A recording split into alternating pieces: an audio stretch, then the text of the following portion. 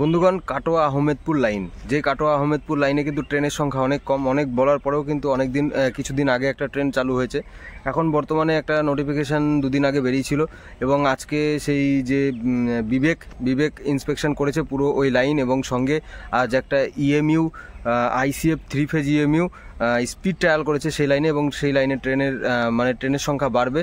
আর যে Katwa Ahmedpur rail passenger association, তারাও কিন্তু চেষ্টা করছে, ডেপুটেশন দিচ্ছেন এবং রেলের আধিকর্তাদের সঙ্গে কথাবার্তা বলছে, আধিকারিকদের সঙ্গে, এবং যাতে একটা ট্রেন শিয়ালদহ যাওয়ার এবং একটা হাওড়া যাওয়ার ট্রেন যাতে তারা পেয়ে যায়। এবং আমি আপনাদের যে ভিডিওটা দেখাতে চলেছি, সেই যে স্পিড ট্রায়াল হলো সেই ICF EMU সেই লাইনে, মানে কাটোয়া আহমেদপুর লাইনে, সেই ভিডিও আপনারা দেখুন, সঙ্গে থাকুন, এবং ভিডিওটি পছন্দ হলে অবশ্যই লাইক করবেন।